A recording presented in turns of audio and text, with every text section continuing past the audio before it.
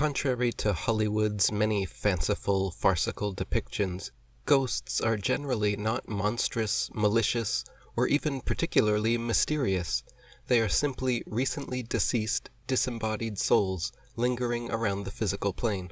In fact, the only difference between a ghost and a person in the OBE state is that an out-of-body traveler can return to their physical body, whereas a ghost cannot. In death, the silver cord that connects astral travelers to their physical bodies, that life essence is severed, and the disembodied consciousness can no longer return. The Bible even mentions this in Ecclesiastes 12:6 and 7. Remember him, before the silver cord is severed, or the golden bowl is broken, before the pitcher is shattered at the spring, or the wheel broken at the well, and the dust returns to the ground it came from, and the spirit returns to God who gave it. Adrian Cooper wrote, "Although ghosts are very real, they are almost always completely harmless. A ghost is, after all, quite simply a totally normal but deceased human being, living within a more subtle body. But after having experienced physical death, for some reason, they become trapped in the lowest part of the etheric plane, closest to the physical world. There are many reasons why deceased souls fail to smoothly transition from out of their bodies and the physical plane. Some people dying from sudden accidents, murder, or heart attacks, for example, do not realize they have passed on. Other people simply will not accept that they have died and cannot return to the physical. Some are so attached to the material world and addictions like sex and power that they refuse to move on. Others are attached to certain relationships or harbor guilt they feel must be reconciled." David Icke wrote, "The true nature of death, in fact a seamless transition from life to life, was portrayed so well in the 1998 Robin Williams film, What Dreams May Come.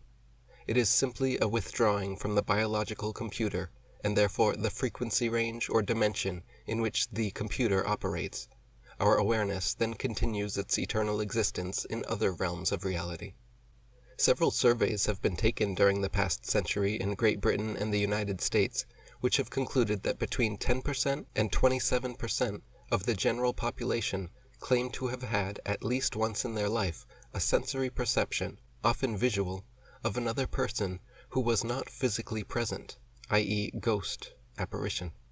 Many respondents gave startling accounts of recently or sometimes long deceased people appearing and even interacting with them. For example, one Charlottesville, Virginia woman had told her sick mother on her deathbed when she passed to try and give some signal that her soul lived on. 2 days after her mother's death, just after returning from the funeral, she laid down and saw an apparition of her mother's head and shoulders float into the bedroom. She asked her mother if she was in heaven, and her mother smiled and nodded. She asked if her father was there, and again she smiled and nodded, then dissipated and floated out the window. Another woman related a similar story of the day following her husband's death, seeing an apparition of him sitting in his favorite chair. He greeted her nonchalantly with a smile, asked her how she was doing, assured her he was doing fine, then told her where to find the legal papers she would need for finalizing his estate. Adrian Cooper wrote, "When the soul of a deceased person remains in a particular locality, a house for example, the soul is known as a ghost, and the location inhabited by the ghost is considered to be haunted. To a physical person living in a haunted house, the ghost will often seem to carry out exactly the same series of actions every time it makes an appearance, often at the same physical time of day or night. For example, stepping on a creaky floorboard, walking up the stairs, rattling door handles, moving items around, and even switching lights and other electric appliances on and off. This is possible because the etheric body is already relatively dense by comparison to the inner astral and mental bodies, and a ghost can sometimes achieve the necessary density approaching that of the physical world by absorbing large amounts of etheric energy from their surroundings, sufficient to influence the density of physical objects. My ex, Petera, has seen ghosts as long as she can remember. As a child, she lived in a house long haunted by a female ghost. She and several family members had experiences while wide awake, feeling invisible footsteps on the bed nearly every night, hearing discarnate crying, screaming, or laughter. and often seeing clear apparitions of the same long-haired woman. Since then, ghosts have regularly visited Petra during her dream states. The most noteworthy of these visits was from a schoolmate who she saw soaking wet, sitting at the end of her bed one night. Pale and shivering, she sat curled up, asking over and over for a towel. Petra found out the next day that her schoolmate had just drowned to death last night, shortly before visiting her bedside. David Icke wrote, "As I have already outlined, infinite awareness experiences this reality through the body computer, akin to wearing a genetic spacesuit.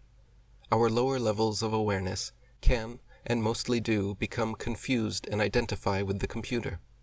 When the computer, body, ceases to function, or dies, our awareness is released from the illusion and starts the process of remembering who it really is. This can be instant for those who were aware of their true identity before computer death, while for others it can take longer if their incarnate awareness has become utterly dominated by its computer identity. It is for this reason that there are so many stories of ghosts that haunt locations where they once lived. What we call ghosts are often discarnate entities, aspects of awareness, who are still identifying themselves with the computer they once occupied, and they live in a limbo land dimension very close to this one. Instead of understanding what is happening at death, when infinite awareness is released from the computer reality, ghosts go on believing that the earthly self is who they are. Some people call them earthbound souls, or lost souls.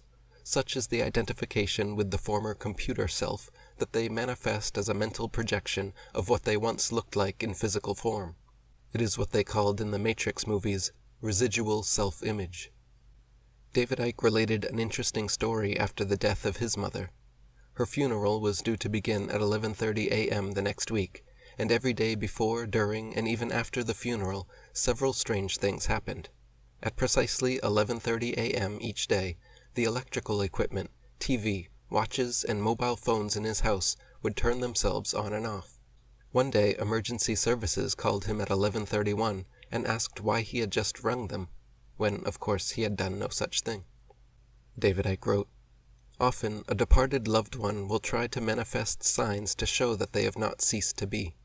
When we are operating on other dimensions, the easiest way to have an influence in this world is via electrical equipment, through a vibrational connection that affects electrical circuitry. People can stop watches by projecting their thoughts because thoughts are electrical and vibrational phenomena, hence brain waves, and they can be used to block the watch's electrical circuits.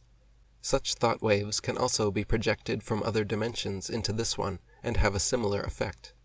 When this happens, people will often say that a place is haunted."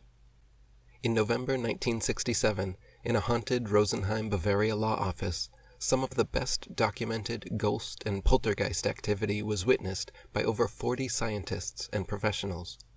Over several days, they recorded paranormal phenomena such as loud sounds from unknown sources, pictures on walls spinning around 360 degrees, light bulbs dimming then brightening and exploding, electrical equipment spontaneously starting up or breaking down, and objects moving or falling without anyone touching them. Also in 1967, American researchers Gaither Pratt and William Roll witnessed and recorded 224 accounts of paranormal activity at a warehouse in Miami, Florida. Over and over they watched as books and boxes slid around and bottles and glasses flew, dropped and shattered all by themselves. William Roll himself wrote, "One time I watched Julio place a ceramic alligator on a shelf when a glass 4 feet behind him fell to the floor and shattered. Both his hands were occupied. In the right he held the alligator, in the left his clipboard. The 2 other workers in the room were more than 15 feet from the glass. They could not have picked it up previously and then thrown it, because we had placed the glass on the shelf ourselves, and no one had been near it since then. The glass was among 10 targets we had set out that moved when one or both of us had the area under surveillance, and when we were the first to enter the area after the incident. The incident was also among 7 when Pratt or I had Julio in direct view at the time." Spiritism, seances, and mediums, due to an unfortunate history of hacks, quacks, and hoaxes, have long been discounted and dismissed as mere tricks and illusions. Mixed in with the conniving charlatans, however, have been many famous, scientifically verified and documented cases of actual contact with discarnate entities. Mediums such as Eusapia Palladino, Daniel Douglas Home, Gordon Smith, and many others have repeatedly produced paranormal phenomena witnessed by teams of scientists and experienced researchers. Phenomena including touches from invisible hands, discarnate voices and sounds, apparitions, psychokinesis, levitation, and manifestations. Stanislav Grof wrote, "There is no question that at the time when Spiritism enjoyed its greatest popularity, around the turn of the century, many participants were victims of cunning swindlers. However, we should not throw the baby out with the bathwater and conclude that this entire area is nothing but fraud. It is difficult to imagine that so many outstanding researchers would have invested so much time and energy in a field with no real phenomena to observe. There exists hardly any other realm where the expert testimony of so many witnesses of the highest caliber has been discounted as stupidity and gullibility and thus written off. We have to realize that among serious researchers were many people with outstanding credentials, such as the famous physicist Sir William Crookes, the Nobel Prize-winning physician and physiologist Charles Richet, and Sir Oliver Lodge, a Fellow of the Royal Society in England. University of Arizona psychiatry professor Gary Schwartz has performed laboratory studies of several mediums and recorded the results in his book The Afterlife Experiment, Breakthrough Scientific Evidence of Life After Death, and over 450 other scientific papers on the subject.